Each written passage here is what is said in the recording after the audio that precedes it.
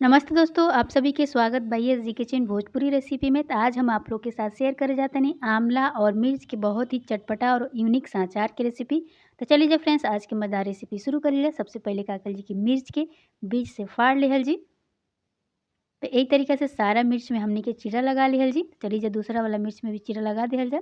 तो चाकू की मदद से आप लोग डंडल उतार लेब जा, ओकरा बाद बीच से में चीरा लगा लेब जा। तो देखिए फ्रेंड्स एक तरीके से सारा मिर्च में हम चीरा लगा के रख ले बनी, आप लोग देख सके नीचा।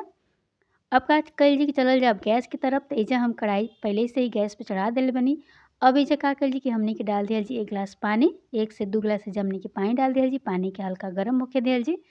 तो फ्रेंड्स एजा आप लोग देख सकेनी जा पानी हल्का-हल्का गरम हो गइल बा। 5 से 10 मिनट एही तरीका से छोड़ दिहल जी। जब हल्का गरम हो जी, अब एजा हमनी का कइल जी कि सारा आंवला के कढ़ाई में डाल दिहल जी। तो देखिए फ्रेंड्स एक-एक करके सारा आंवला के कढ़ाई में डाल दिहल जाए। अब एजा ढक्कन लगा दिहल जाए, ढक के छोड़ दिहल जाए ताकि जौन अमला बा एमे से उबाल आ सके और बढ़िया से हमनी के आंवला उबल सके। अब आप लोग देख सकेनी जा 10 से 15 मिनट हो चुकल बा। आंवला बढ़िया से उबल गइल बा। देखिए फ्रेंड्स बढ़िया से आंवला के हम उबाल लेले बनी। बीच में के चला के आप लोग चेक कर सकेनी जा। तब पास से मैं आप लोग के दिखा देती। ये देखिए फ्रेंड्स एकर परत निकलत ताटे। एक तरीका से मतलब कि समझ में आ जाई जब हल्का सा आप लोग हाथ से दबा के देखब जा।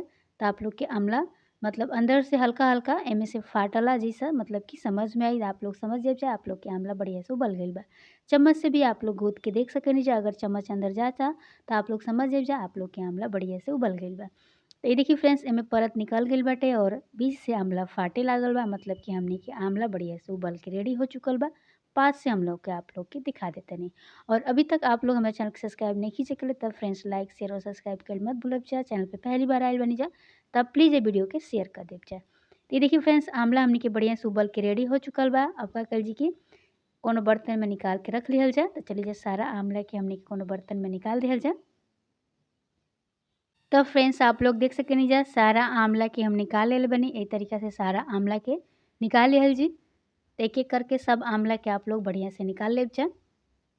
और अभी तक हमारे चैनल के सब्सक्राइब नहीं कीजिए कले तब प्लीज़ ये वीडियो के शेयर कर देब जा, लाइक कर देब जा और कमेंट कर देब जा। तो देख सकेनी जा फ्रेंड्स सारा आंवला हम निकाल के रख देले बनी। जब तक वो ठंडा होता तब तक हमनी के मसाला तैयार कर लिहल जा। सबसे पहले हमनी के जीरा लिहल जी, थोड़ा सा धनिया लिहल जी। पैन के हमनी के पहले से गरम कर लेले बनी जा। थोड़ा सा कलौंजी लिहल जी, थोड़ा सा हमनी के मेथी दाना लिहल जी और थोड़ा सा सौंफ लिहल जी। सारा चीज़ के हल्का-हल्का चला के भून लिहल जी। आँच के धीमा कर जी, धीमा आँच पे ही बढ़िया से भून लिहल जी।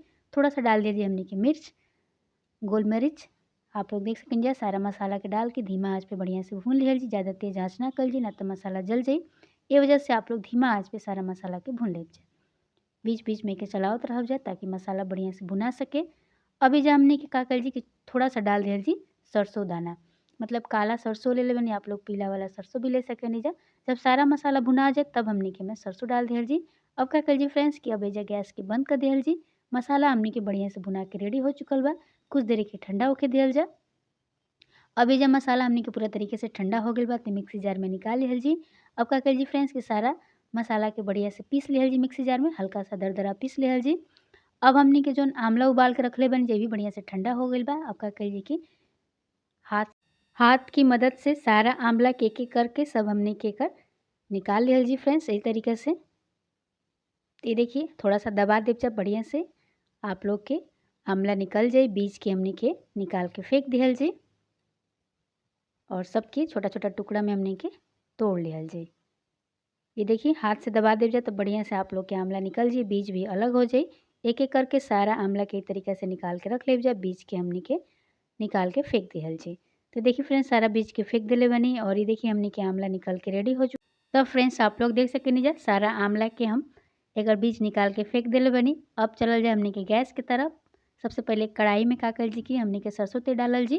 तेल के हल्का सा गरम होखे दिहल जाए। तेल बढ़िया से गरम हो गइल बा तो एजा अदरक और लहसुन के पेस्ट डाल दिहल जी।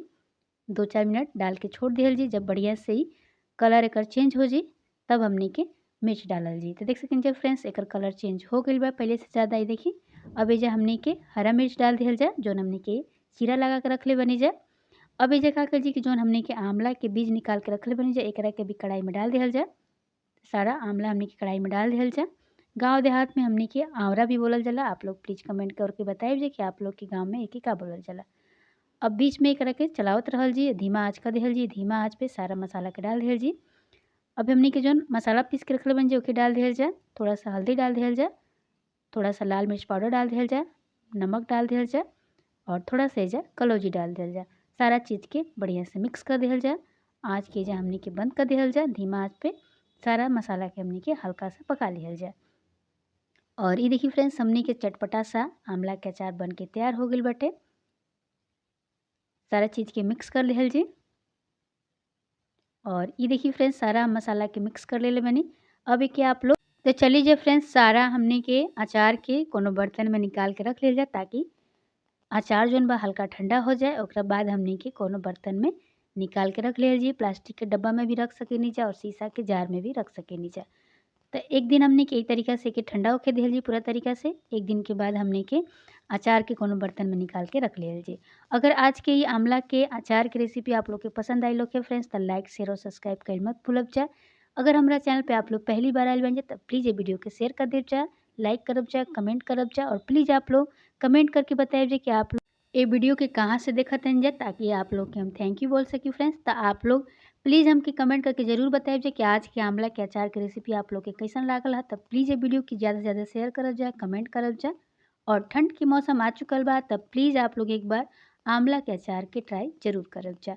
और जैसे हम आप लोग के बतैले बन जा वो तरह आप लोग भी बनाए जा, तो पहली बार में ही आंवला के अचार बनावल सीख जाइब जा। तो ये वीडियो के आप लोग ज़्यादा से ज़्यादा शेयर करब जा, कमेंट करब जा, लाइक करब जा। तब तक खातिर बाय बाय। फिर मिल जी काल एगो नया वीडियो के साथ। Thank you so much friends.